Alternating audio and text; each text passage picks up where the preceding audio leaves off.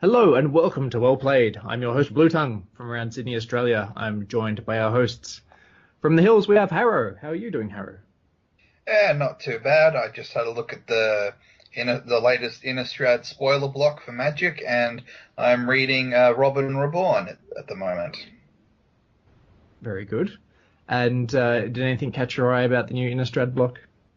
There's this one creature just called Thing in the Ice. So you summon it. It's got 4 counters. Whenever you cast an instant or a sorcery, because I'm all about annoying people with those, you take off a counter. When you get to 0 counters, your Thing in the Ice becomes a dirty, great big monster that makes every other creature return to its owner's hand in fear. That's And then, cool. yeah, it is pretty cool. But I think the thing's also going to be a shot magnet or a bounce magnet, or, yeah, I don't see that thing getting many transformations. Maybe. I can also see it working in in the legacy format or something like that. Possibly. It sounds kind of all powerful to us in its own way. It's not that. It's only 4 health in its pre-transformed form. It's easy enough to take out. Cool. All right. So from Gladesville, we have Bauxite. How are you doing, Baux?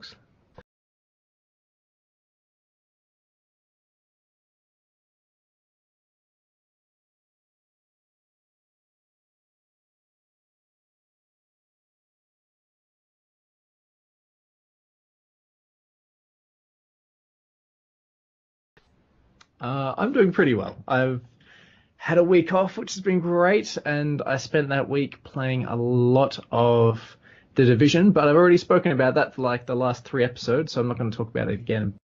Other than that, I did a lot of attendance at the cinema as well, so I got to see 3 different movies during, a week, starting Oh, with London Has Fallen with Gerard Butler and Morgan Freeman and Two-Face Aaron from Scott. Batman. It was actually pretty solid. Uh, I found as long as you go in there expecting an action flick and not a movie that will change your life, you'll probably be satisfied. I saw Kung Fu Panda 3 as well. Again, kind of interesting. I was most excited about the fact that I found out Poe's father is voiced by Bryan Cranston from Breaking Bad. For those of you who don't know who he is, That's pretty he's cool. Walter White. Yeah, I only realized afterwards. It's a very jovial kind of character, so it doesn't really come across as his, standard brooding, menacing kind of vocals that you get in Breaking Bad. And lastly, I went and saw Batman versus Superman. So I'm actually not going to give any opinion about that at the moment, because that is exactly what we're about to talk about. Would you like to talk about Batman, Harry? All right, I'll do Would my I? introduction. On this episode of Well Played, we're going to do something completely different, and I'm going to talk about Batman.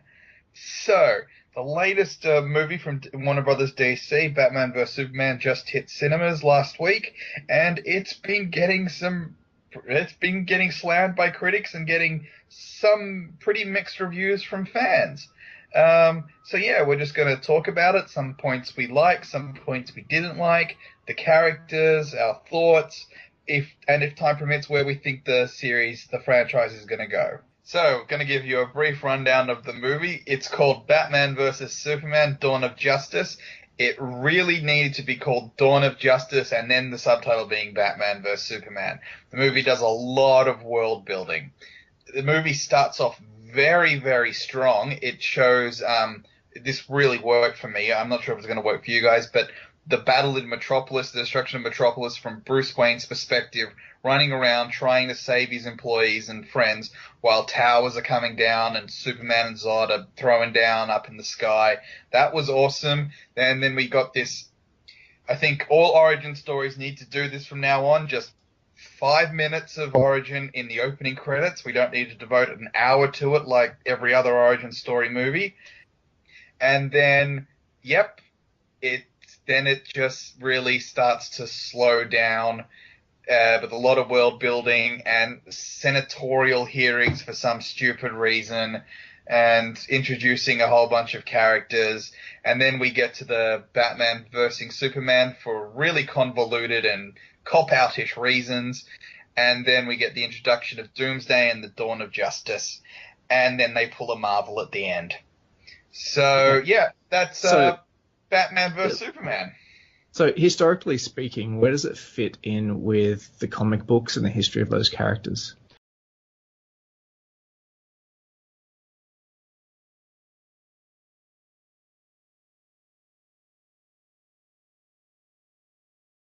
Dark Knight Returns. I'm not going to say the name of.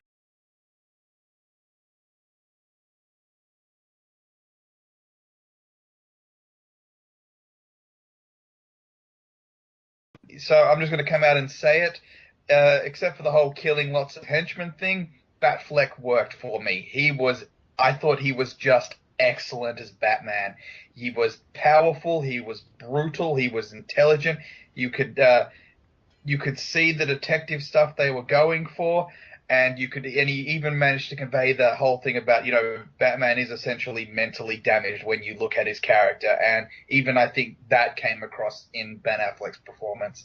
And the best praise I can give is I stopped seeing Ben Affleck and started seeing Bruce Wayne about 15 minutes into the film. Bluetongue, go. I found Batfleck to be a solid character. He expressed himself in the appropriately brooding way, as you would expect Batman to. I didn't actually truly appreciate the whole detective side of things until you just mentioned it. And I think it was a lot more reasonable and a lot more interesting than, say, reconstructing a bullet like he does in some of the older Yeah, oh my goodness, that was terrible. That said, if he is such a great detective, then there's clearly some oversights that he's made during the movie. So, yeah.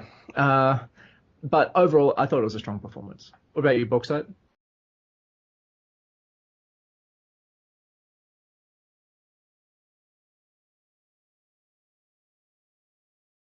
I was.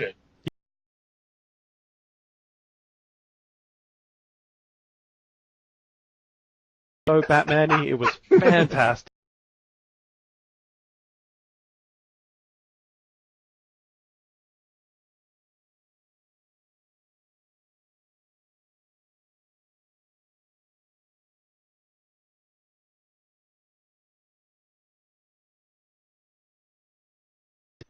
I'd call him, Kevin Conroy still my first choice, but I'd say, yeah, he's definitely the best live-action Batman we've ever had. Yeah.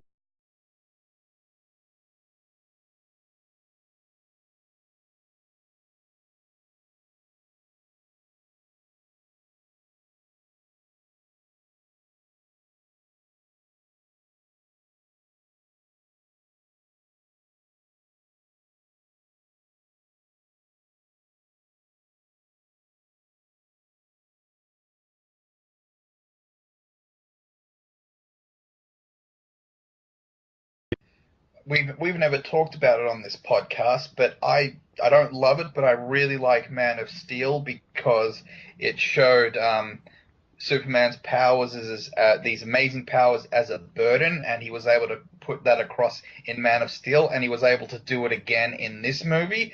You got the idea of he may have the powers of a god, but it's not a blessing. This it's a burden at times, and he conveyed that to me really well.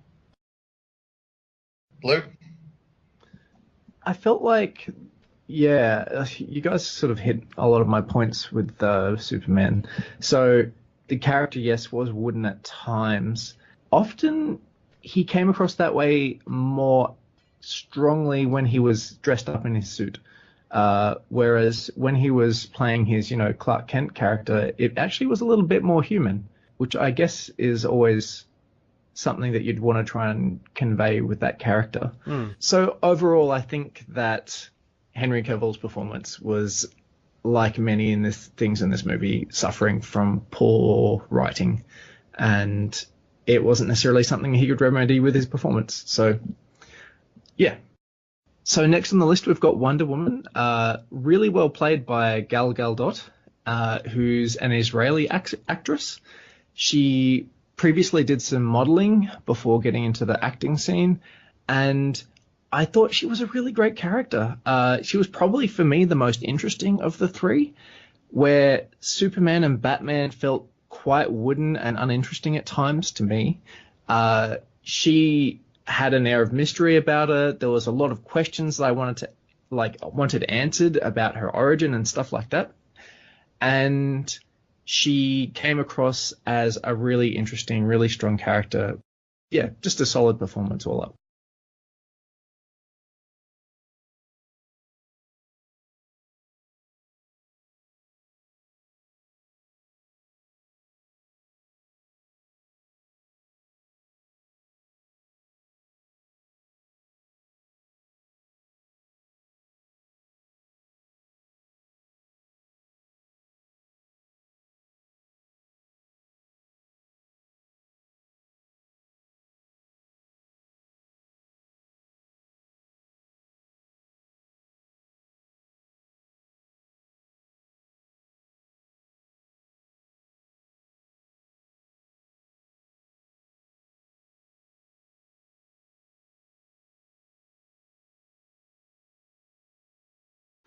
One of, Superman's called the Man of Steel, Batman's called the Dark Knight. One of Wonder Woman's titles is Princess of Peace. She's supposed to be calm and level-headed and, well, peaceful until, she needs to fight for whatever reason. So you're saying, she's coming across as wooden, but I was just getting that, thoughtful, level-headed. That's what it was coming across with me, with what they were going for with her. Does that make sense? Yeah, that makes sense. Yeah. And I can totally fits in the character as well. Yeah. I can.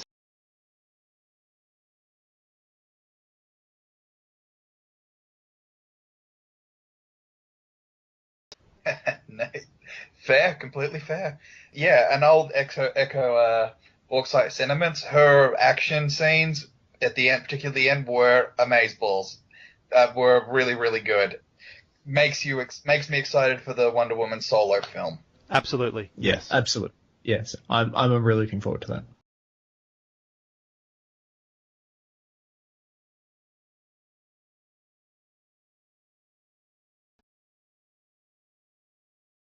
Yeah. And, I think that's about as far as I'm willing to go. yeah. Well, All right. Monday you're going to get my 15-minute rant on Cyborg, but not this day. Okay. But yeah, I think the next character we'll talk about is Lex Luthor. So yeah, that happened.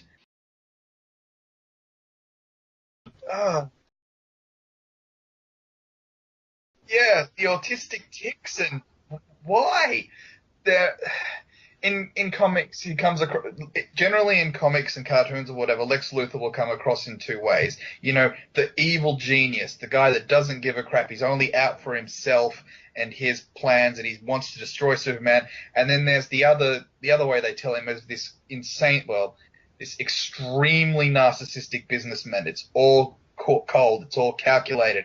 It's all planned. It's all about him, not Superman. It's all about Lex Luthor. Yeah. And what I think they were trying to do with this was they were trying to mix the evil genius with the narcissistic businessman, and it didn't work for me. You should have gone one way or the other, not this bastardization of the two.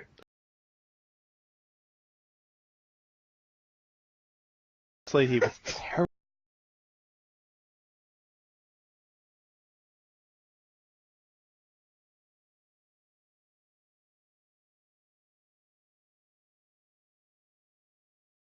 Whatever.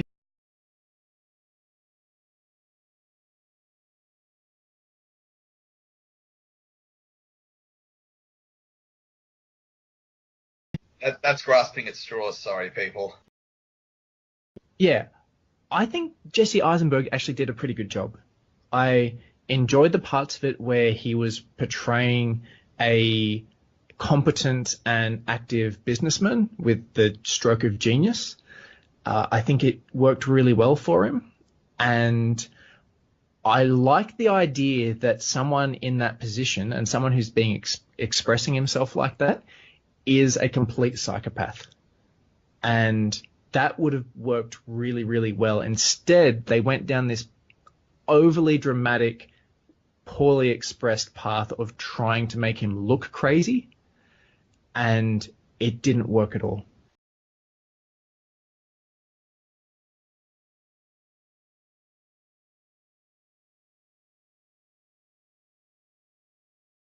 And that's Yeah. not...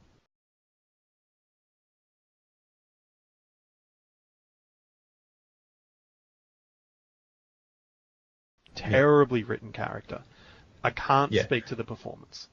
That said, I'm perfectly happy to see him reappear in the series, and I'm perfectly happy to see him portrayed by Jesse Eisenberg again, but I don't want to see him written like that again. I think when we see Lex Luthor again, they're going to tone him down, and I think we're going to get more of the narcissistic businessman we're talking about, because he is going to have to guard, knowing he's under scrutiny, he'll have to guard everything he says and does. So I suppose that's a roundabout way of saying we can only go up from here regarding Lex Luthor.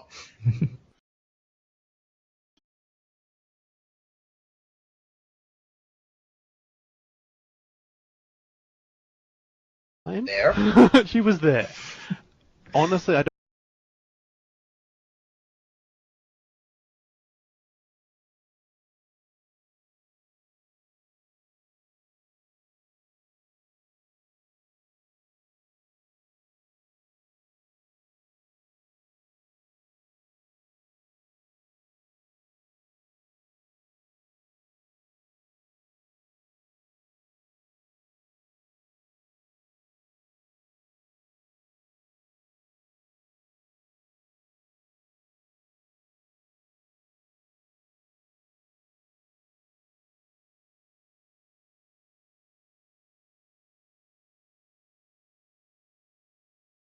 What about you, Harrow?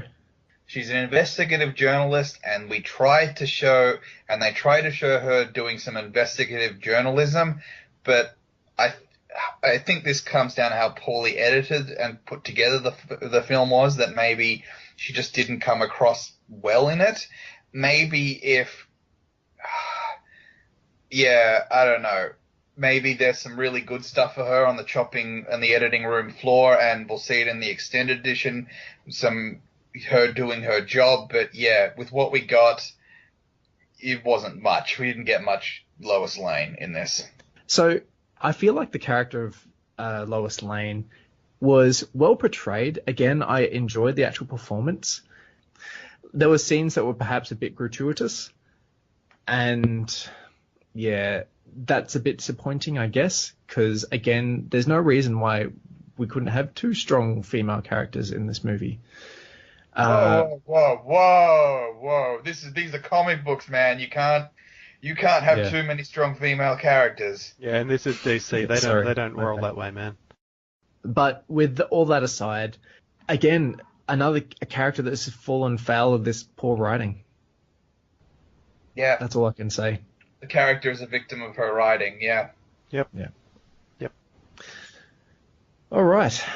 Next on the list is probably one of my favorite movie villains from all time. Not just in The Lion King, but also in Die Hard with a Vengeance. We've got Jeremy Irons portraying not a villain, but Alfred. Obviously, Batman's sidekick of sorts.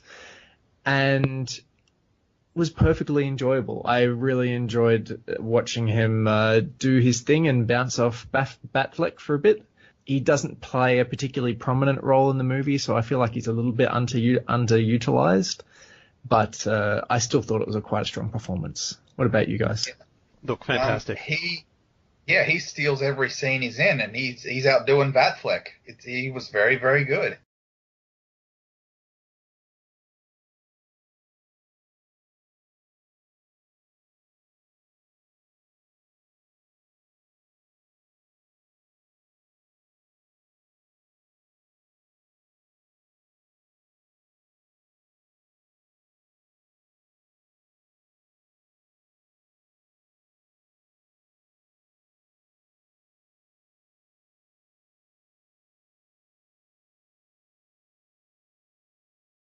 Yes.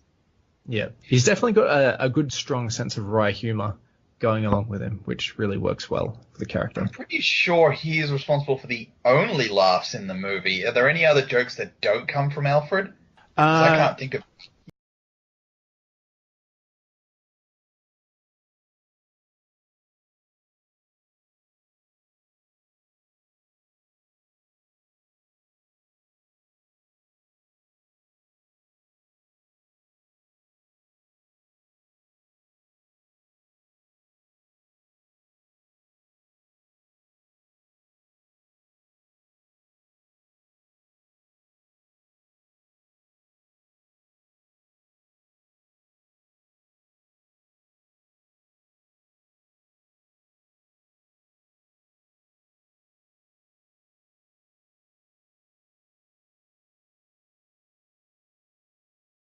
I'd say if you took an entire character and story thread out, the movie would have been better.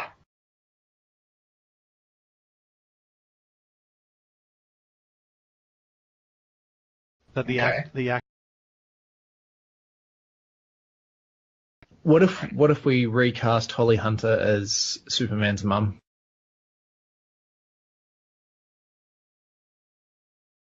I feel like the performance was fine. I didn't really see her as a necessary character for this movie. I thought the scenes where she was in were just tedious, to be honest, which I guess kind of goes along with her role as a senator, but they didn't have to be. And you could have made a lot of them significantly more brief and still kept my interest. Yeah, I'd agree with that. Okay, last character I suppose we can talk about is Morpheus's portrayal of Perry White. I really liked Lawrence Fishburne in Man of Steel, and I really liked him in this. He's got this whole grizzled, slightly jaded, still works in printed news character that, yeah, I thought he was very, very good. You can see his character trying to juggle keeping the newspaper afloat while protecting his staff, while trying to report on the issues. So yeah, I think Lawrence Fishburne was really good as Perry White.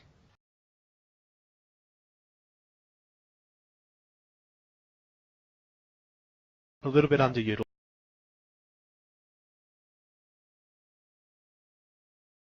Yep. He actually had a couple of the gags as well, now that I think about it. So he at least brought some element of comedy to it, which helped break up some of the more tedious scenes. I think next is talking about the visuals of the movie.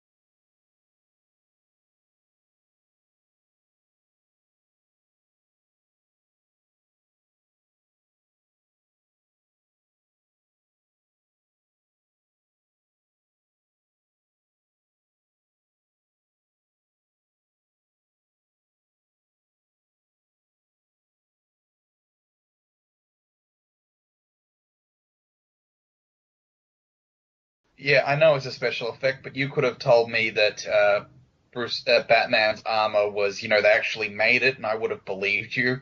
That looked so good. The highlight for me was probably the the lasers from Superman. Like, historically speaking, they've been portrayed in massively fake fashion kind of thing, whereas this felt, wow, that looks intense, that looks like important, whereas like he could kill you. Yeah, exactly, like he's about to murder this guy. Oh my goodness. So that was good. I think the movie was perhaps a bit lacking in terms of its cinematography. So where things like Batman Begins has these really stunning like mountain shots and the snow shots and the yeah, just all these different scenes that I found to be quite appealing from just an overall perspective. I felt like it was kind of lacking in this. Okay. I'll pay that. Yeah, Yeah. It's not as Artistic? Yeah. scenic. It's not as scenic. Oscar baity. So the next point we've got to discuss is the action sequences from the movie. What did you guys think? I love the action. The action, like how Bauxite was describing it, lifted straight from the pages of the comic.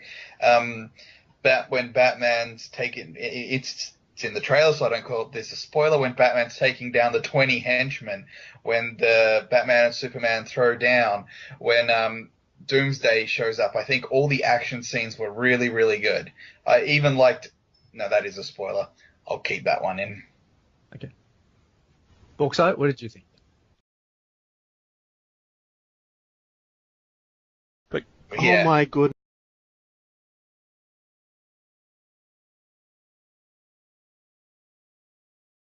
Liked more. Yeah. I It would have needed loved. more. Yeah. Yeah. Absolutely. Look, I'm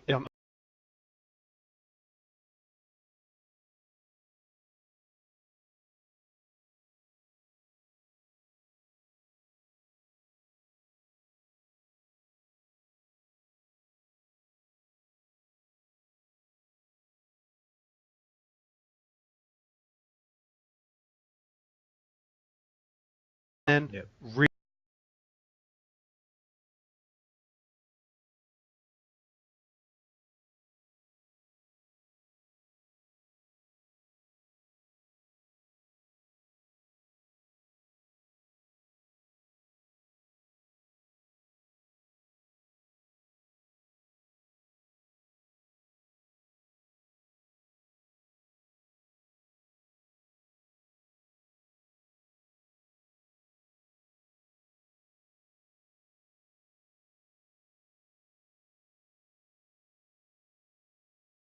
That's really interesting. So I did enjoy some of the action in this movie. So the scene where Batman goes through the henchmen at that particular point in the late side of the movie was thoroughly enjoyable. Totally loved that scene.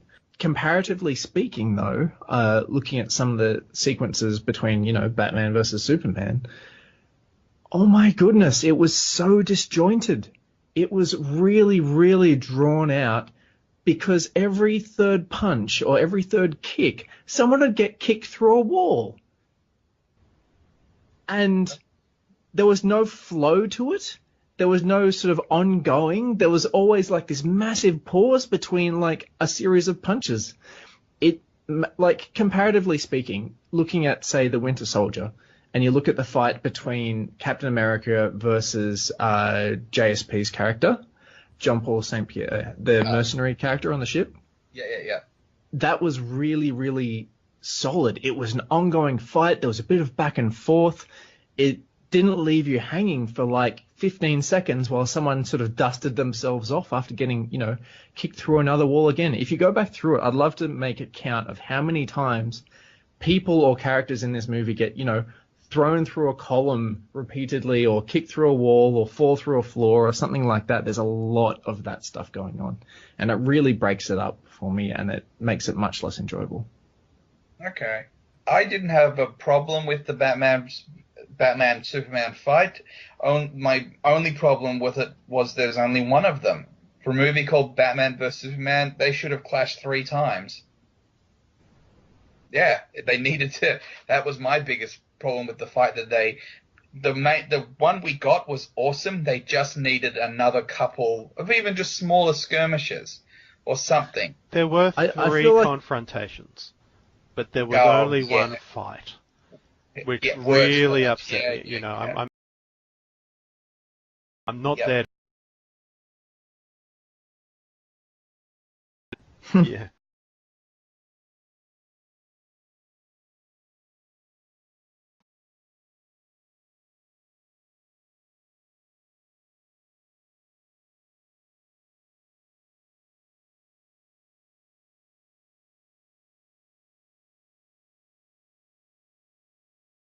Each individual. That's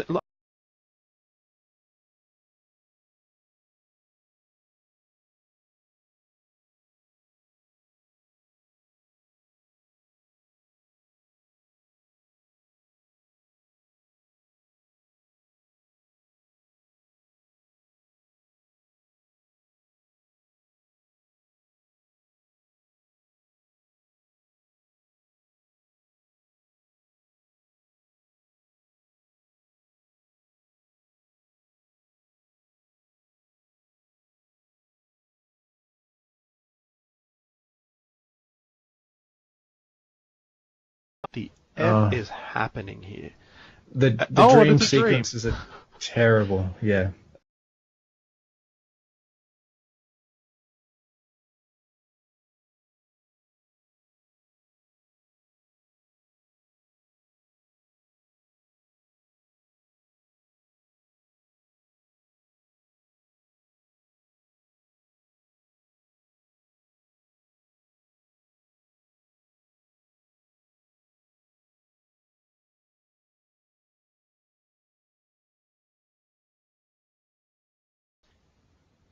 I feel like perhaps they focus too much on making us be able to understand the motivation of Batman to fight Superman and vice versa, whereas they should have been more interested in filling in some of the motivations of other characters and fleshing out other characters and connecting everything cleanly, which is something I feel like, all the Marvel movies do really well.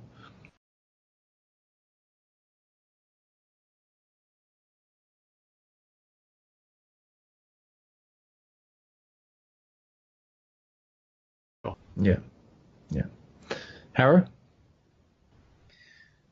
We're talking about the actual structure. Yeah, it's very clunky. It doesn't flow. I think, the whole thing about their Superman, Batman finally square off, and then it cuts to something else. I can't even remember what, and I just remember going, oh, you got to be kidding me. That's, yeah. Maybe because I'm grasping at straws here, because they've taken out a sixth of the movie, maybe that's why they had to cut it and jump it so we didn't notice, or they were hoping to gloss over some plot holes or something they were hoping we wouldn't notice. I don't know. Maybe when he's got the extra half an hour, he can make it flow more smoothly. But then again, so much in that middle was boring. I don't know how adding more of it can possibly help. Yeah. Unless there's fight sequences to fit in between. I think honestly, my greatest hope now is that we will get the extra half an hour, which will flesh out some stuff, add in a bit more of action they had to cut off to avoid the R rating. Then some hardcore fans get their hand on it, and then they trim it down to maybe a 2-hour movie that's really good. What do they call it in Star Wars? The Phantom edit or the Machete edit or whatever it is. Yeah. Hopefully we'll get that, and that will be amazing. Yeah, hopefully. Look, I would just like 30 seconds of Henry Cavill going, "This is why I'm cross with Batman." Yeah. And just straight up explain it and be like, oh, that makes a lot of sense. Yeah.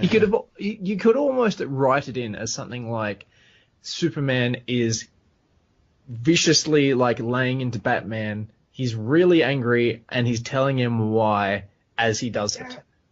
That would have worked.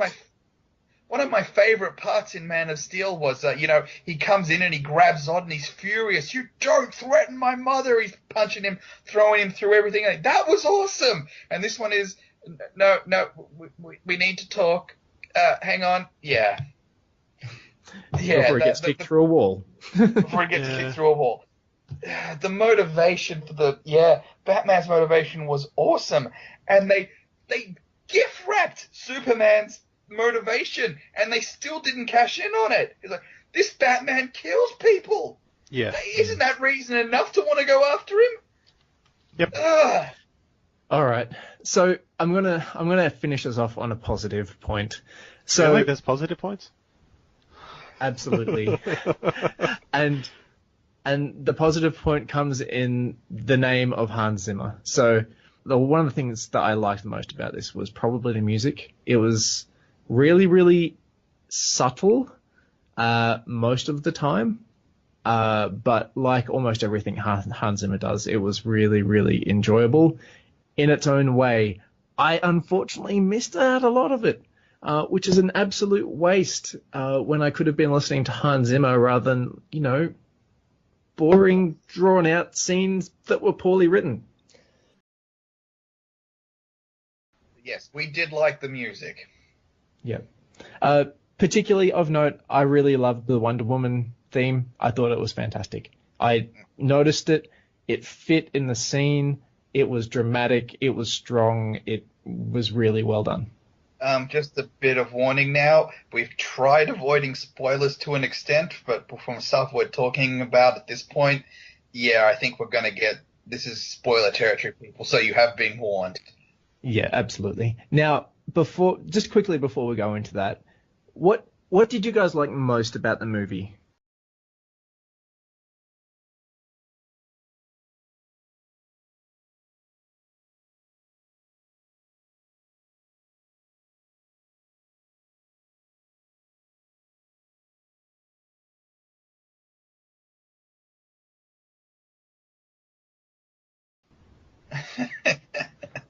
What about you, Harry? What did you like most about it? The final two fights, I really enjoyed those. The battle between Batman and Superman, and their dialogue mid-fight ripped straight from the Dark Knight Returns. That was excellent, and I really liked the Doomsday fight.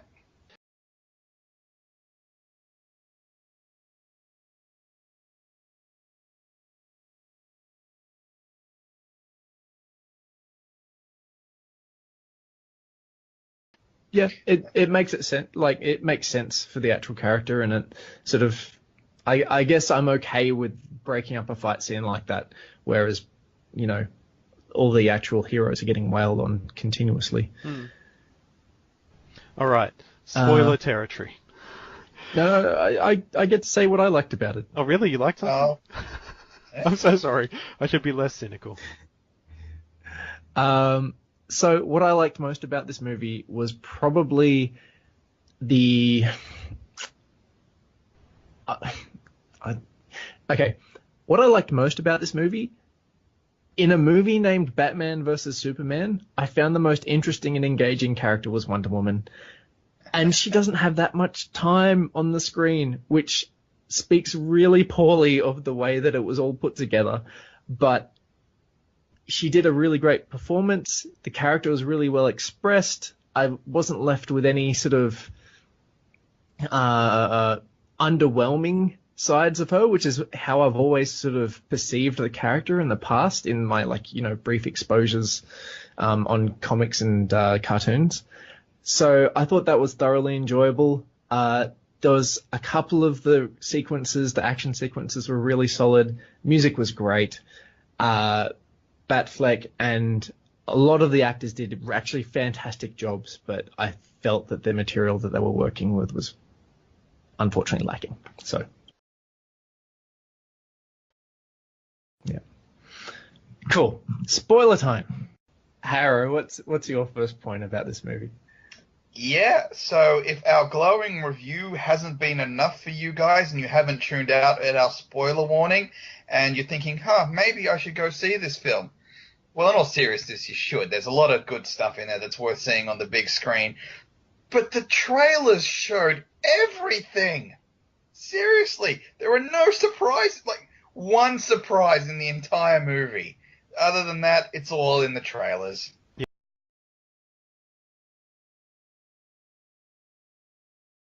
Better.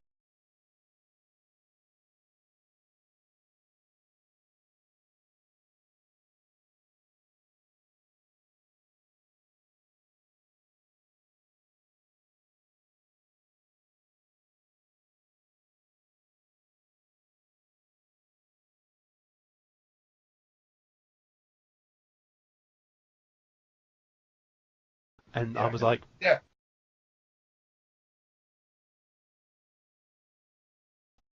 The worst thing about this is that it takes him like 15 to 20 minutes to kill him and to go through all the grieving sequences. there were 2 funerals, man. Oh my goodness. He doesn't. Only to bring him back at the end. Why? Yeah. Well, to be fair, Superman stayed dead much longer than the Marvel characters in the Marvel movies, but you're right. An absolute joke. He does the tearful goodbye. He sacrificed himself, 2 funerals, and no, just kidding. It was so bad. Why would you do that? I'm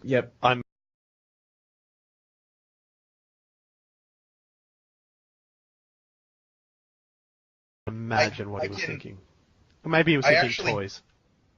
No, he was thinking follow-up movie because because Batfleck is so good, they want the person to bring the, if you hadn't seen this movie and you knew Justice League was coming out, you would assume the big blue Boy Scout, Truth, Justice, and the American Way Superman is the one that's going to assemble the Justice League. From what I understand, they killed the character off because they want Batman to be the character that assembles the Justice League.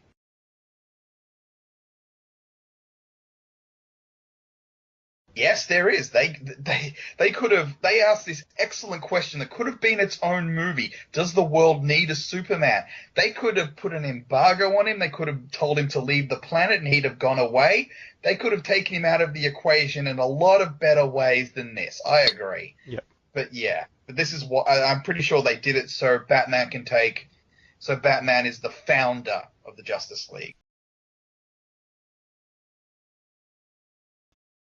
At least you'd get to see Batman do some, relevant things in a fight sequence. You'd at least get to see the rest of the characters actually come out and start kicking ass and taking names when you're not just left with the question of, well, why didn't Superman just go in and, burn them all to death with his eyes?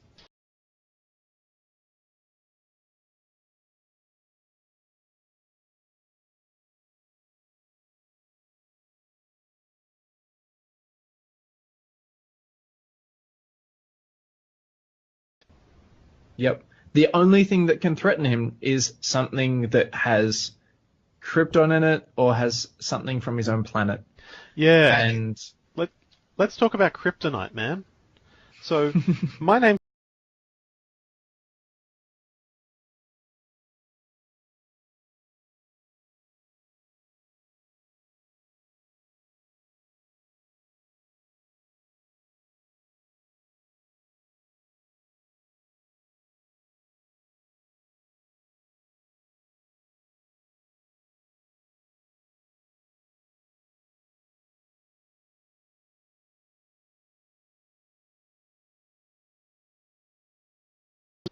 Because the Doomsday was Plan B. Kryptonite was Plan A.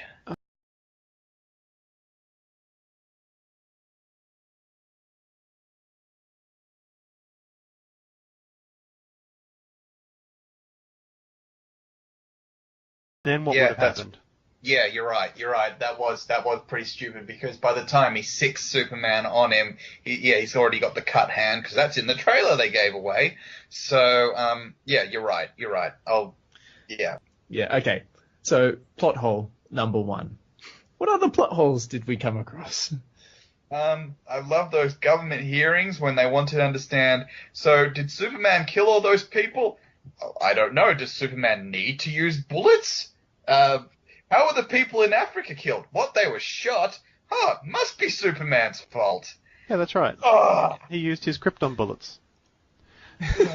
No, look. And let's just dwell on the bullet point for a minute.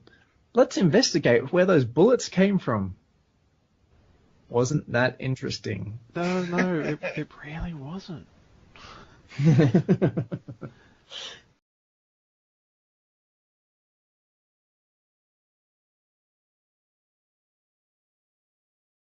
Oh, so to answer that, I think it's to show us that Lois Lane is an investigative journalist. Yeah, absolutely. They could have done it too.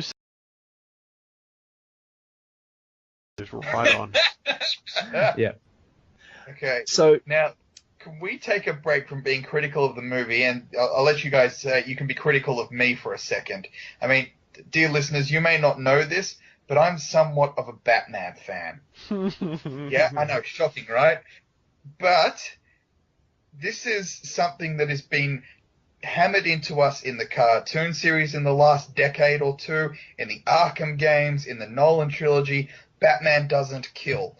This is a big, big thing. And the fact that I don't like it, is this me being a fanboy? Am I putting my expectations on a movie and being unreasonable? Or am I being reasonable and saying, no, the not killing is a huge part of the Bat motivation and they've done the wrong thing? I didn't like it. I'm not asking if you liked it. I'm asking if it's reasonable that we should expect a Batman to not kill. I agree. I think it was doable to create the movie in a way that stopped him from doing that. That said, it really worked well in the action sequences, and I was totally fine with it. So, yeah. Okay. Yeah. See, this one part when he's going to go save Martha, yeah, best reason to make friends ever. Your mums have the same name, but he's going to go save Martha. He's got the Batwing. He strafes all the henchmen and killing them all, and explosions and bullets and everything. And like, oh, so you just killed 20 people. Why not use this opportunity to highlight Batman's elite ninja skills and have him take out stealthily the armed henchmen in their armed vehicles? That would have been awesome. Instead, we get another explosion, and he's killing people.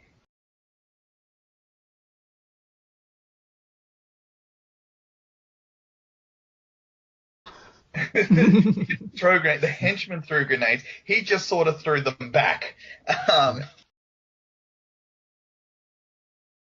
I mean, once the pin is pulled, it's not as if he's going to scramble around and look for the pin again. Hey, might as well use this thing that's going to explode to kill some bad guys. Yeah.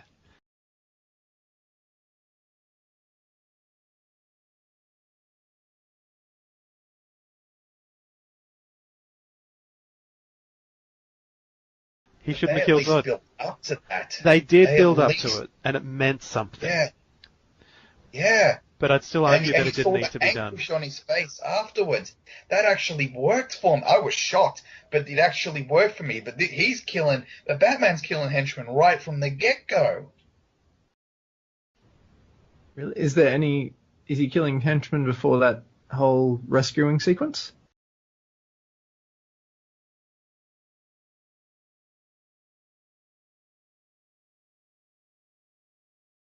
And he's... I actually think that might be a Luthor thing. He's probably getting them killed when they're in jail, because half the people in prison are probably there. In Gotham prison are probably there because of Batman. I don't think that makes you a target. I'm pretty sure that would be a manipulation. That's absolutely right, actually. If you had that tattoo, that's actually a good thing. That's like your street cred. You know, Batman punched me in the face and knocked me out, as opposed to, you know, getting convicted of fraud or something.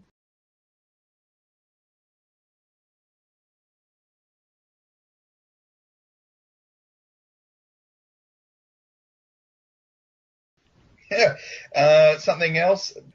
The cop-out. Yeah, I've got your mum. Now go fight Batman. What the crap? Let's just dwell on Lex Luthor for a second. Sure. Now, the tickled we've already gone autistic over. Now we've already gone over why the character didn't seem to work, and that he's 1 second a strong, interesting, intellectual businessman. The next second, he's clearly suffering some sort of speech impediment. Why does he want to kill Superman? We spent half an hour justifying Batman fighting Superman at the start of the movie. Why does Lex Luthor actually want to kill him at all? Why is this such a main objective in his life? It's very explainable. I just didn't do it in the movie. Oh, yeah, okay, fair enough. The reason in the movie is... Oh, yeah. Not to mention the fact that angels can sometimes come from the sky? Or that his grandfather had to wave daisies at a dictator. I think that was the one I took away, but even that wasn't that strong. Yeah, it was all super flimsy. So, Harrow, can you enlighten me as to why Lex Luthor wants to kill Superman? Again, as I was describing, like, there's the two ways Lex Luthor can be portrayed. In one of them, when he's the evil genius, it's because Superman is the greatest threat, and therefore has to be taken out. But in the narcissistic businessman sort of way, he's the most intelligent, most creative man on the planet. He has a successful company. The world should be coming to him with his problems because he can solve them if he puts his mind to them. They shouldn't be relying on this alien, this outsider to solve. Humanity shouldn't rely on an alien to solve their problems for them. They should be coming to another human, and who better than Lex Luthor? That's how he's portrayed. Okay. I like the former. That makes sense to me. The latter seems, a little bit of a stretch. Okay. I personally prefer the latter. I mean, because the former's like, the hero's in the way. That's pretty generic. Yeah. Either would have been good. We got neither. Yeah, pretty much. If Luthor had this plan to take over this is my evil plan to take over the world, but I can't do it while Superman's alive. Bingo! Motivation! Right there! Yep. Yeah. Yep. Great. Okay. I want to raise a positive point. Did you guys feel like we had at least one, perhaps two strong feminine characters in this movie? Yes, we had one really strong. Oh no, I'll pay two. Who's your second? Senator? Okay. Senator, yeah. Yeah. Look, I'll pay that. Okay. So at least we've got some good writing for female characters, and at least they play some measure of important role in this movie. Unlike some other, Marvel movies where they've seemed to, not even produce the toys for them. Yeah. No, they We've did got a better. The alien and the inventor and the girl. Yeah. Look, they did a better job.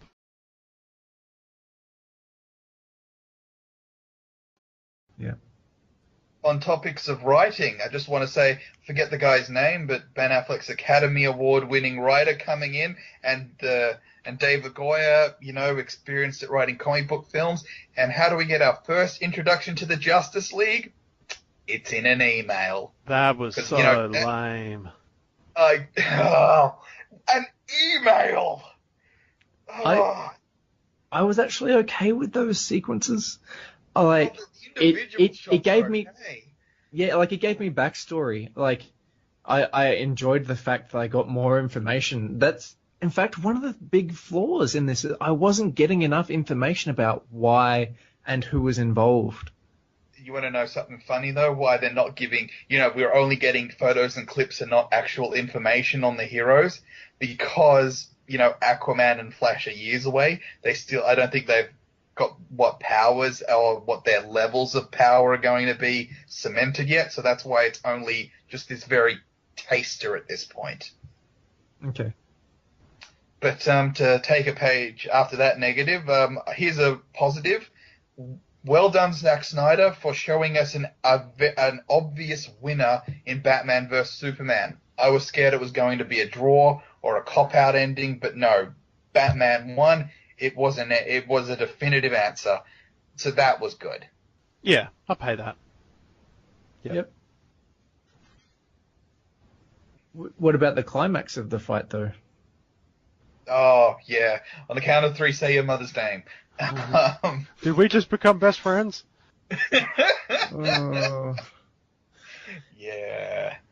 Oh, Yeah. they could have done that a different way. I'm sure they could have done that a different way to make it more. World's Greatest Detective, they should have shown Batman just a couple of seconds of Batman thinking, goes, oh, hang on, we've been played. That would have been awesome. Yep, it But would have no. been. Yeah. Yep, if only Batman. I know, right? Yeah. But unfortunately, he's just a murderer now, so, Yeah, Superman was trying to say something at the start of this fight. No, let's not give him a chance to talk. That's not important. I've heard enough.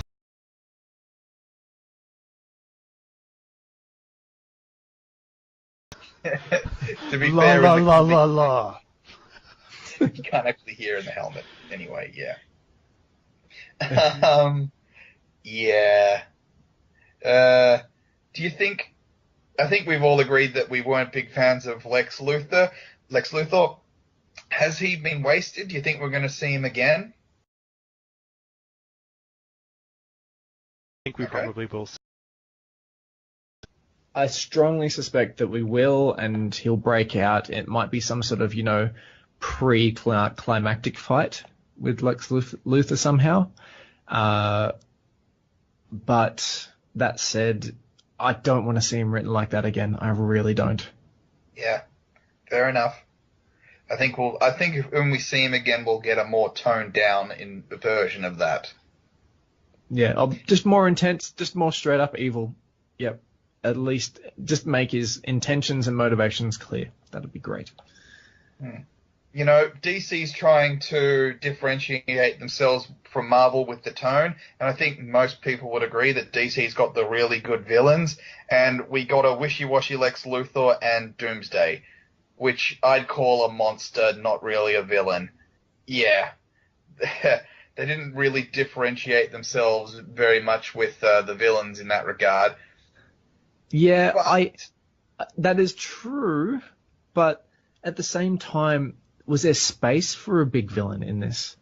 I don't think there was. Because we're dwelling on the fact that Batman is now fighting Superman. That's almost your pre-climactic fight. That's your villain fighting, for want of a better word. Yeah. I do think they needed to.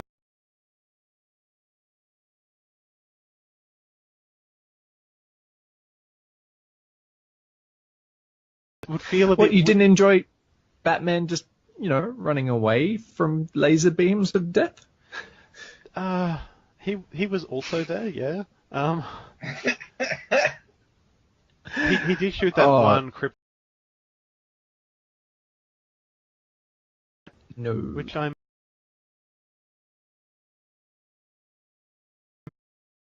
Yeah, I agree. That is okay. However, this feels like superhero power creep, where we've got Superman. We need to find something that will actually threaten Superman.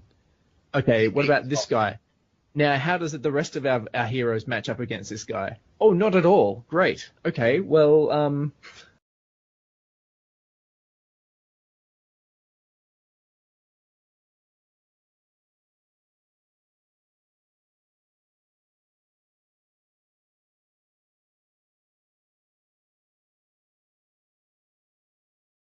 Then we've got the problem with Wonder made Woman. More sense.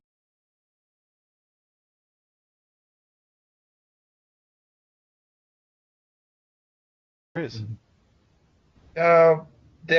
a series called Trinity where they do, but you're right. It's harder to do.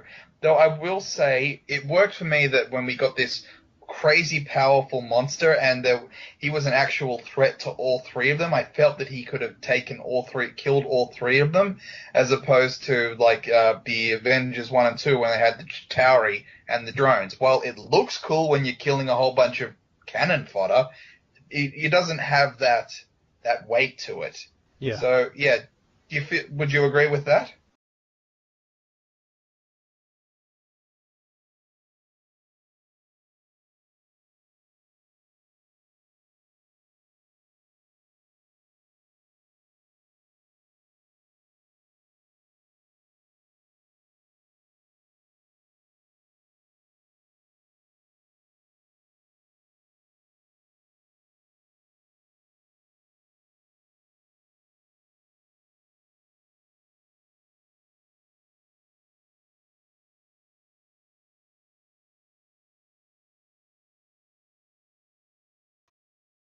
You're not a Man of Steel fan?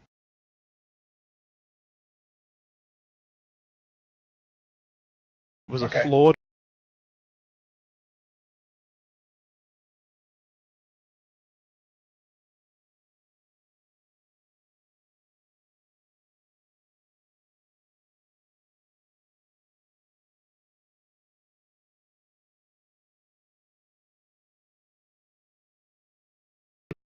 Something I noticed today at the bus stop on my way into work, there was a young woman with the new Wonder Woman logo T-shirt, and I saw another one again at the shops after work. So it must be having some impact.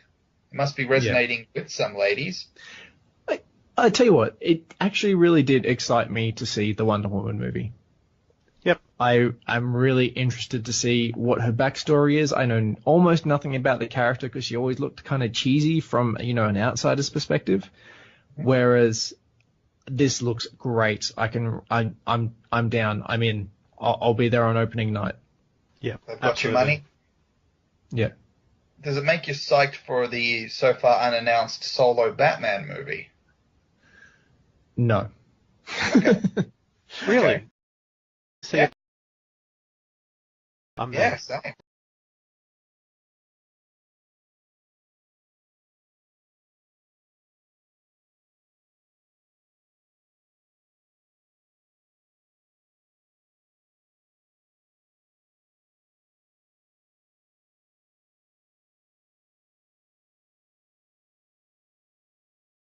By my count, there were 3 dream sequences in this. And 2 of them made some sense. One of them made 0 sense for anyone who hasn't read comic books. Yes. With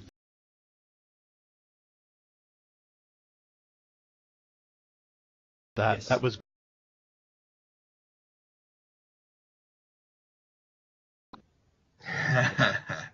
Yeah. It Yeah. made 0 sense and had no explanation to it whatsoever. And just, again, drew out the movie in a way that it didn't need. Okay, let me ask you this. The next DC movie is Suicide Squad, but what if the next DC movie was Flash? And then we've seen some stuff, and that was obviously Flash. You didn't have this question about who was that, because I honestly thought it was Red Hood the first time I saw it. So, yeah, Wait. would this make So you... Flash was in this? yeah. There was Yes. a scene with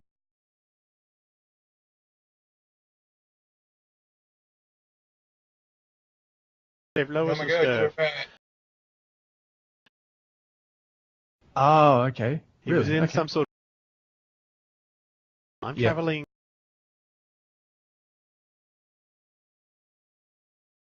I Definitely think it's Flash. meant to be ambiguous, but yeah. Oh well. Yeah, okay. If it's meant to be ambiguous, Zack Snyder did a fantastic job.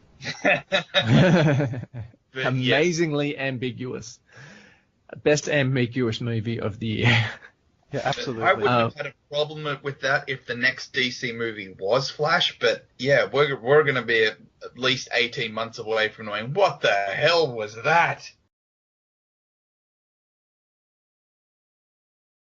I think that's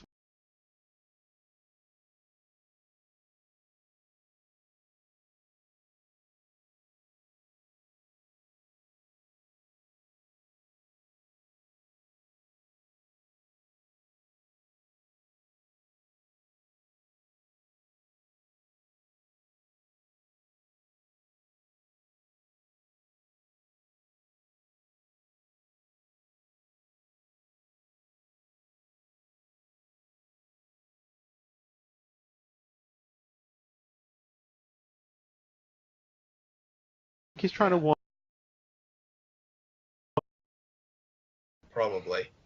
I think it'll be revealed, but yeah, we're a whiles away from finding out what the heck that was.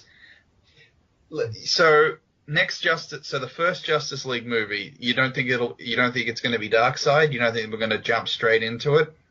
I don't think so. Mhm.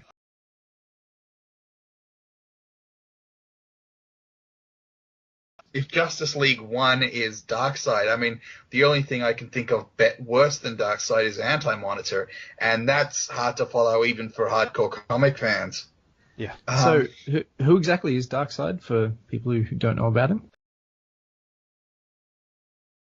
So he's like an intergalactic Planetary. heavy hitter who has access to insanely strong technology and stuff.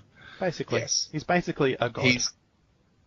He's the god of conquest for an alien race or something. I forget what his exact title is, but yes, he's essentially an alien god. Okay, cool. Yeah, I don't want to see him next movie. I think, I think it's something we need to build up to, and I want to see, the Justice League trying to work together a bit first, Yeah. and getting used to interacting a bit more.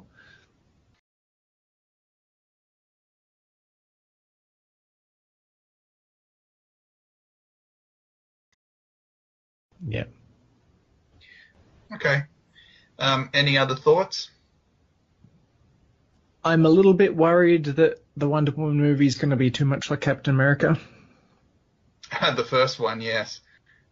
Yeah. Well, at least it's World War One and not World War Two. Yeah. It does have potential to be really dark and grim, which could be cool. I'd like to see that. I don't necessarily want to see a carbon copy of what I've already seen with Marvel. Well, it will be dark because basically, in the end, she's going to turn her back on humanity. It won't have. This isn't going to have a positive note in it. This won't end on a happy note. Mm.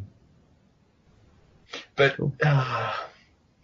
Yeah, it's a very fair comparison. I think it's pretty fair comparing Wonder Woman to Captain America because I wasn't a big fan of the first Captain America movie.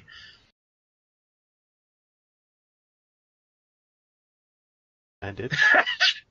Yeah, that's true. He stayed. That is true. And at least we got a good chunk of backstory in that one as well. So where Bucky came from, why they get along so well, why they've got so much history, that sort of stuff.